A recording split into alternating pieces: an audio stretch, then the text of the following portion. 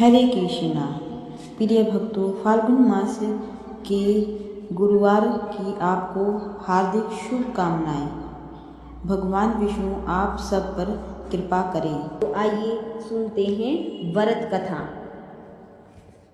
प्राचीन समय की बात है। भारत में एक राजा राज्य करता था। वह बड़ा प्रतापी तथा दानी था। वह नित्य प्रति मंदिर में भगवत दर्शन करने जाता। वह ब्राह्मण और गुरु की सेवा किया करता। उसके द्वार से कोई भी याचक निराश होकर नहीं लौटता था। वह प्रत्येक गुरुवार को व्रत रखता एवं पूजन करता। हर दिन गरीबों की सहायता करता। परंतु ये सब बातें उसकी रानी को अच्छी नहीं लगती थी। वह न तो व्रत करती थी और न किसी को एक भी पैसा दान में देती थी। वह राजा से भी ऐसा करने को मना किया करती। एक समय की बात है कि राजा शिकार खेलने वन को चले गए। घर पर रानी और दासी थी। उस समय गुरु बृहस्पति साधु का रूप धारण कर राजा के दरवाजे पर भिक्षा मांगने आए। साधु ने रानी से भिक्षा मांगी तो वह कहने लगी, हे साधु महाराज, मैं इस दान और पुण्य से तंग आ गई हूँ। इस कार्य के लिए तो मेरे पति देव ही बहुत हैं। अब आप ऐसी कृपा करें कि सारा धन नष्ट हो जाए तथा मैं आराम से रह सकूं। साधु रूपी बृहस्पति देव ने कहा, हे देवी, तुम बड़ी ही विचित्र हो। संतान और धन से कोई दुखी नहीं होता, इसको सभी चाहते हैं। पापी भी पुत्र और धन की इच्छा करता है। अगर तुम्हारे पास धन अधिक है तो भूखे मनुष्यों को भोजन कराओ, प्याऊ लगवाओ, ब्राह्मणों को दान दो, धर्मशालाएं बनवाओ, कुआं, तालाब, बावड़ी, बाग बगीचे आदि का निर्माण कराओ तथा निर्धनों की कुंवारी कन्याओं का विवाह करवाओ। साथ ही यज्ञादि करो। इस प्रकार के कर्मों से आपके कुल का और आपका नाम परलोक में सार्थक होगा एवं तुम्हें भी स्वर्ग की प्राप्ति होगी। परंतु रानी साधु की इन बातों से खुश नहीं हुई। उसने कहा, हे साधु महाराज, मुझे ऐसे धन की आवश्यकता नहीं जिसको मैं अन्य लोगों को दान देती फिरूं तथा जिसको रखने और संभालने में मेरा सारा समय नष्ट हो जाए। साधु ने कहा, हे देवी, यदि तुम्हारी ऐसी इच्छा है तो जैसा मैं तुम्हें बताता हूँ वैसा ही करना। बृहस्पतिवार के दिन घर आंगन को गोबर से लिपना, अपने केशों को पीली मिट्टी से धोना, केशों को धोते समय स्नान करना, राजा से कहना वह हजामत करवाए, भोजन में मांस मदिरा खाना, कपड़े धोबी के यहाँ दूध नहीं डालना। इस प्रकार 7 बृहस्पतिवार करने से तुम्हारा सारा धन नष्ट हो जाएगा। ये कहकर साधु महाराज रूपी बृहस्पति देव अंतर्ध्यान हो गए। रानी ने साधु के कहने के अनुसार 7 बृहस्पतिवार तक वैसा ही करने का विचार किया। साधु के बताए अनुसार कार्य करते हुए केवल 3 बृहस्पतिवार ही बीते थे कि उसकी समस्त धन संपत्ति नष्ट हो गई। भोजन के लिए दोनों समय परिवार तरसने लगा तथा सांसारिक भोगों से दुखी रहने लगा। तब राजा रानी से कहने लगा कि हे रानी, तुम यहाँ पर रहो, मैं दूसरे देश को जाता हूँ, क्योंकि यहाँ पर मुझे सभी मनुष्य जानते हैं, इसलिए मैं यहाँ पर कोई काम नहीं कर सकता।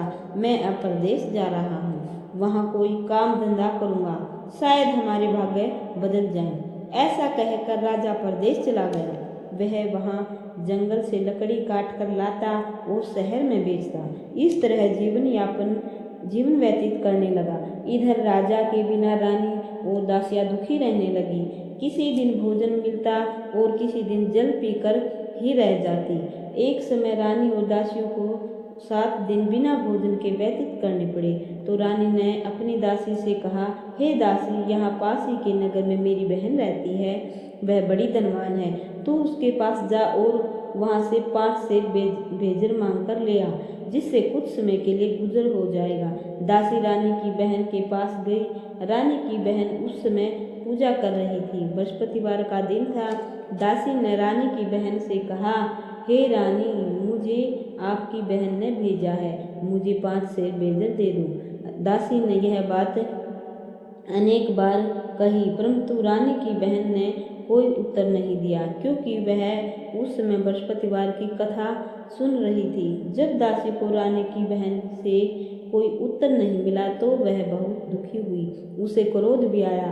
वह लौटकर रानी से बोली, हे रानी, आपकी बहन तो बड़ी ही घमंडी है। वह छोटे लोगों से बात भी नहीं करती। मैंने उससे कहा तो उसने कोई उत्तर नहीं दिया। मैं वापस चली आई। रानी बोली, हे दासी, इसमें उसका कोई दोष नहीं है। जब बुरे दिन आते हैं तो कोई सहारा नहीं देता। अच्छे बुरे का पता विपत्ति में ही लगता है। जो ईश्वर की इच्छा होगी वही होगा। यह सब सारे हमारे भाग्य का दोष है। उधर रानी की बहन ने सोचा कि मेरी बहन की दासी आई थी, परंतु मैं उससे नहीं बोली। इससे वह बहुत दुखी हुई होगी। अतः कथा सुन और विष्णु भगवान का पूजन समाप्त कर वह अपनी बहन के घर आई और कहने लगी कि हे बहन, मैं बृहस्पतिवार की व्रत कर रही थी। तुम्हारी दासी हमारे घर गई थी, परंतु जब तक कथा होती है तब तक हम लोग न उठते हैं और न बोलते हैं, इसलिए मैं नहीं बोली। कहो दासी, क्यों गई थी? रानी बोली, बहन, हमारे घर अनाज नहीं था। वैसे तुमसे कोई बात छिपी नहीं। इस कारण मैंने दासी को तुम्हारे पास 5 सेर भेजर लेने के लिए भेजा। रानी की बहन बोली, बहन देखो, बृहस्पति भगवान सबकी मनोकामनाएं पूर्ण करते हैं। देखो, शायद तुम्हारे घर में भी अनाज रखा हो। यह सुनकर दासी घर के अंदर गई तो वहां उसे एक बड़ा बेजर का भरा मिल गया। उसे बड़ी हैरानी हुई क्योंकि उसने एक एक बर्तन देख लिया था। उसने बाहर आकर रानी को बताया। दासी अपनी रानी से कहने लगी, हे रानी देखो, वैसे हमको जब अन्न नहीं मिलता तो हम रोज ही व्रत करते हैं। अगर इनसे इस व्रत की विधि और कथा पूछ ली जाए तो उसे हम भी क्या करेंगे। दासी के कहने पर रानी ने अपनी बहन से बृहस्पतिवार व्रत के बारे में पूछा।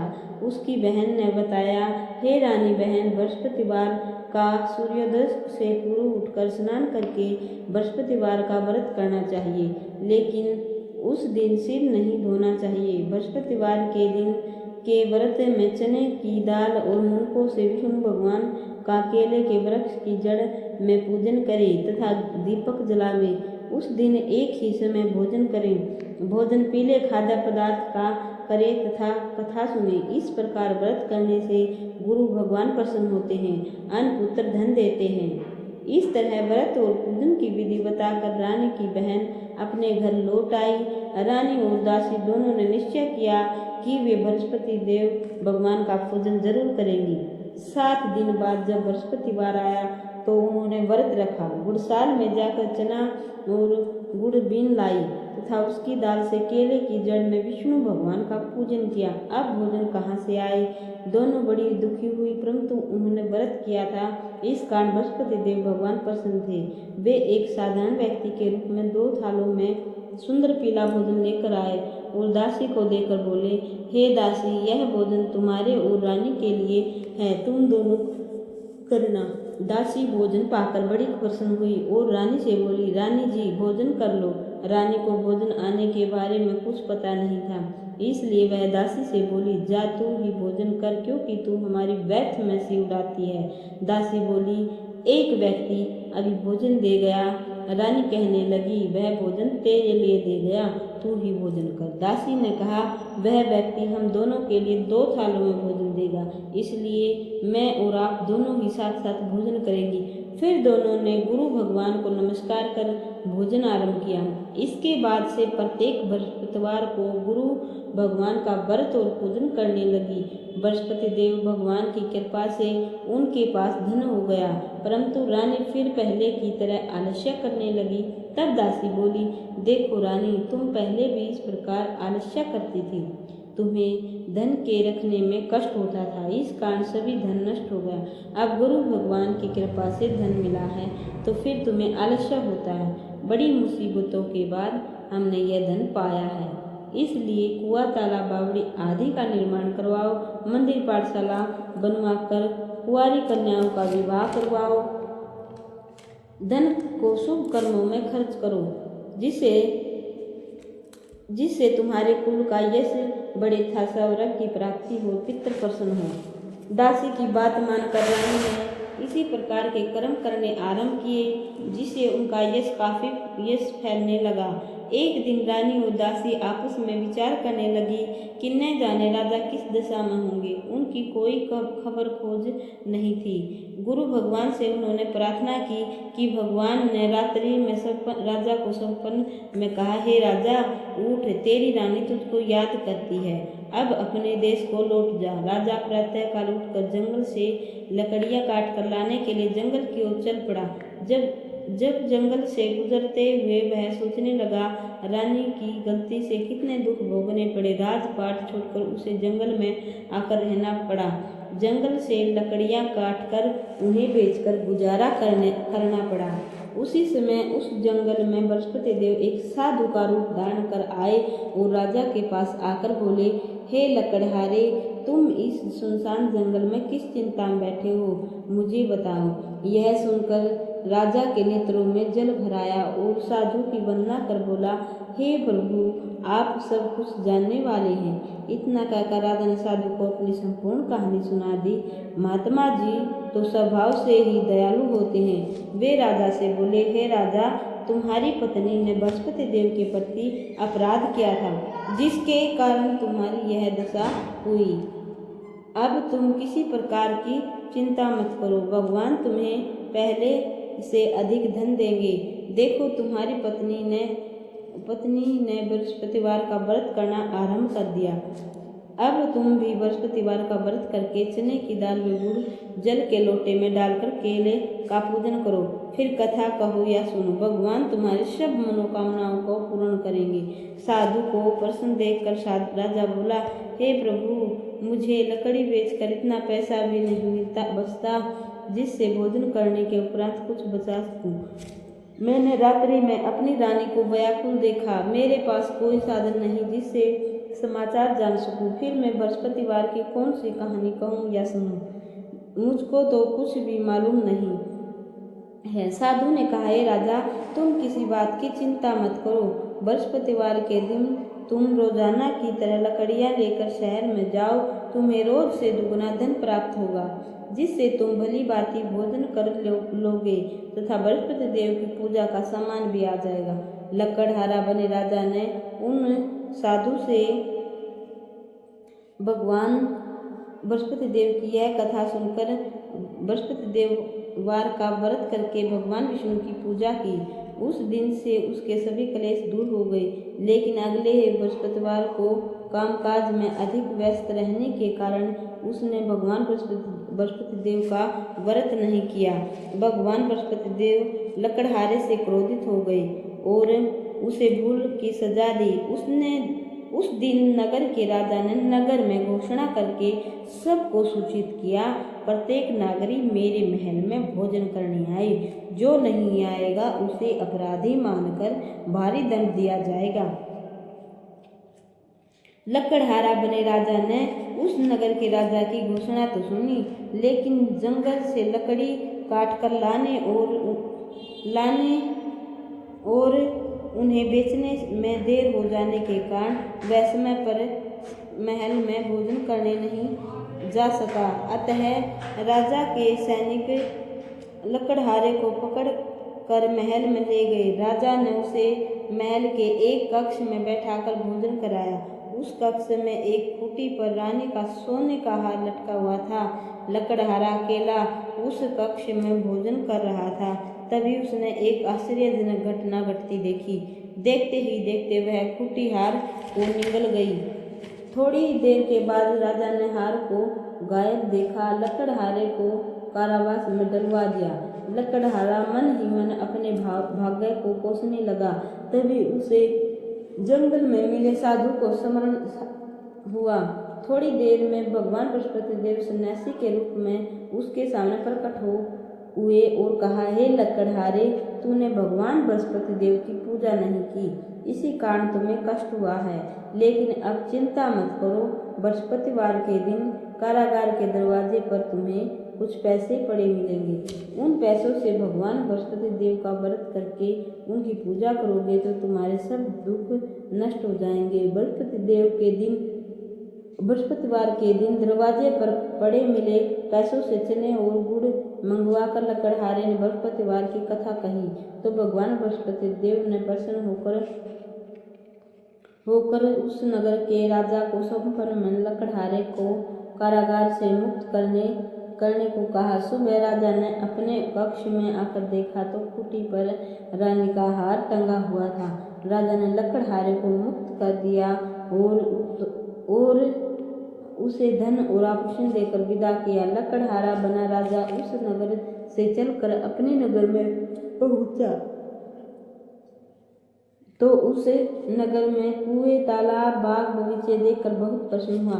राजा ने किसी से पूछा, ये कुएं, धर्मशालाएं किसने बनवाई?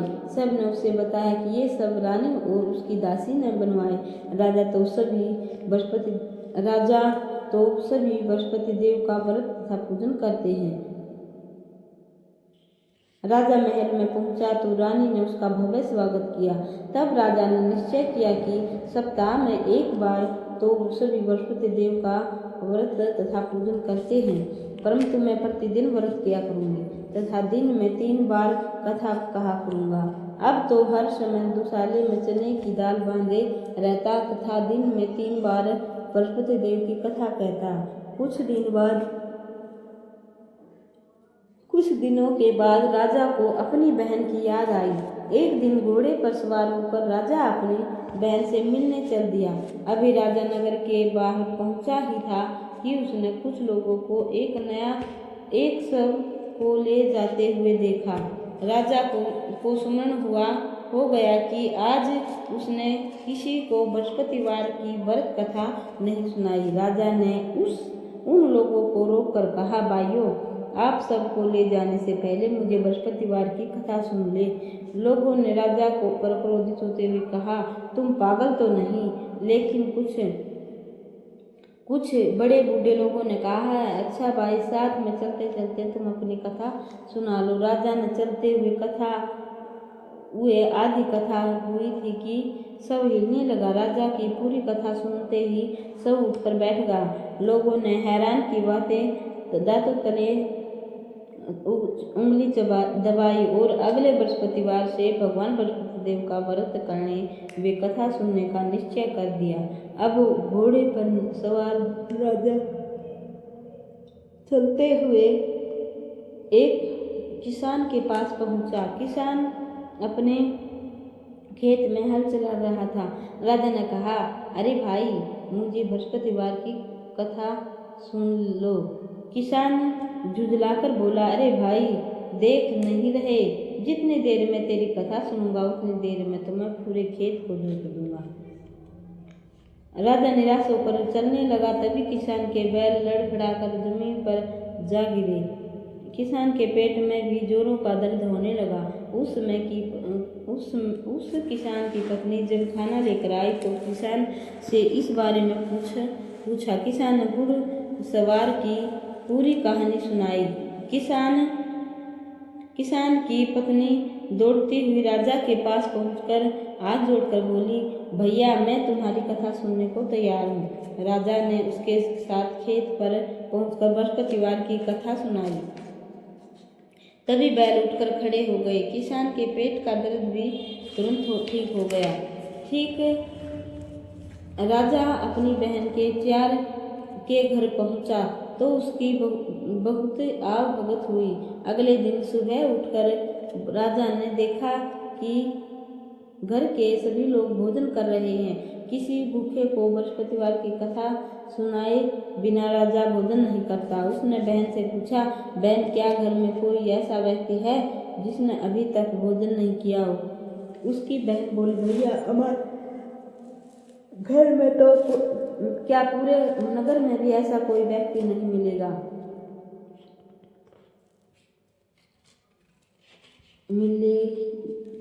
मिलेगा जिसे भोजन न किया हो। तब राजा ने बहन के घर से निकलकर उस नगर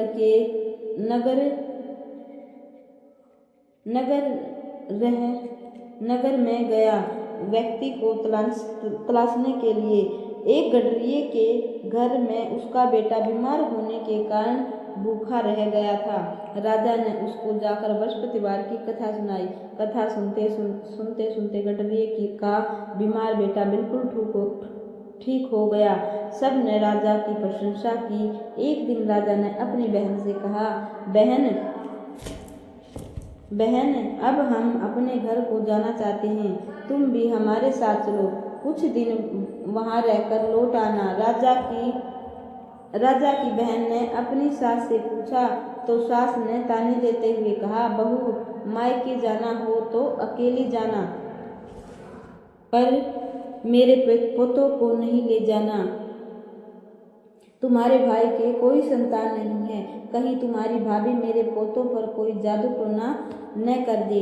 दूसरे कक्ष में बहन की सास की बातें सुनकर राजा दुखी मन से अकेला ही अपने नगर को लौट गया। रानी ने राजा से कहा, आप तो अपनी बहन को साथ लाने की बात कहकर गए थे, फिर बहन को साथ क्यों नहीं लाए?